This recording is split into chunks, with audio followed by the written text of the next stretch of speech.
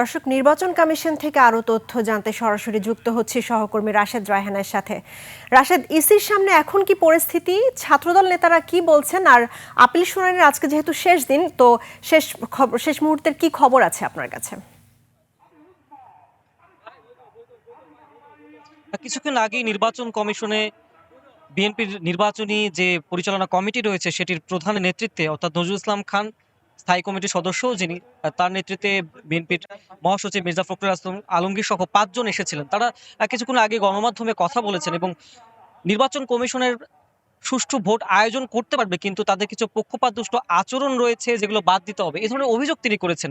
তিনি শুরুতেই অভিযোগ এনেছেন পোস্টাল ব্যালট নিয়ে। প্রবাসীরা যে পোস্টাল ব্যালটে ভোট দেবে, অর্থাৎ ভোটের দিনও যারা আসলে দায়িত্বে থাকবে, বিভিন্ন যারা ভোট কেন্দ্রে গিয়ে ভোট দিতে পারবে না, কিন্তু তাদের কিন্তু পোস্টাল ব্যালটে ভোট দিতে হবে। এটার ক্ষেত্রে তাদের যে প্রতীকটি রাখা হয়েছে সেটি অন্য একটি দলকে বিশেষভাবে সুবিধা দিয়ে তারপরে আসলে প্রতীকটি রাখা হয়েছে, এরকম অভিযোগ তারা করেছেন।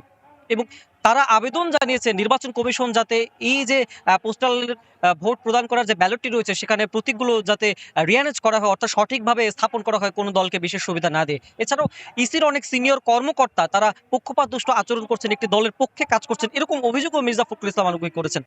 এবং তিনি স্পষ্ট করে একটি দলের নাম বলেছেন, জামায়াত ইসলামের নাম বলেছেন। তিনি বলেছেন যে জামায়াত ইসলামের কর্মীরা ভোটারদের বাড়ি বাড়ি গিয়ে তারপরে তারা ভোটারদের এনআইডি এবং বিকাশ নম্বর সংগ্রহ করছেন, তারা ভোটারদেরকে মোটিভেটেড করার চেষ্টা করছেন, এরকম অভিযোগও তিনি করেছেন। এছাড়াও তিনি বলেছেন যে অন্যান্য দলের অনেক সিনিয়র নেতারা, দলপ্রধানরা নির্বাচনে আচরণবিধি লঙ্ঘন করেই তারা বিভিন্ন সফর এবং নির্বাচনী প্রচারণা চালাচ্ছেন। তারেক রহমানের কথা উল্লেখ করে তিনি বলেছেন যে তারা তাদের দলের প্রধানের যে সফর সেটি কিন্তু ইসির অনুরোধে বন্ধ করা হলেও এই ধরনের আচরণবিধি লঙ্ঘনের কার্যক্রম কিন্তু চালিয়ে যাচ্ছে। সেটির বিষয়ে তারা ইসিতে অভিযোগ জানিয়েছে, মির্জা ফখরুল সেটি জানিয়েছেন। এছাড়াও ইসির কর্মকর্তাদের যারা পক্ষপাতদুষ্ট আচরণ করছে তাদেরকে প্রত্যাহার করার বিষয়ে তারা কথা বলেছেন। রিটার্নিং বিভিন্ন জেলায় যারা অফিসার রয়েছে তাদের বিষয়ে তারা কথা বলেছেন। এবং একই সাথে আরো একটি অভিযোগ তিনি করেছেন, ঢাকার বাইরে যে সব ভোটার রয়েছে তাদেরকে প্রত্যন্ত অঞ্চল থেকে ঢাকা মহানগরীতে নিয়ে আসা হয়েছে কূটকৌশল হিসেবে তিনি উল্লেখ করেছেন। কোনো একটি দল জেতার জন্য এই ধরনের আচরণ করছে, এটি বলছিলেন।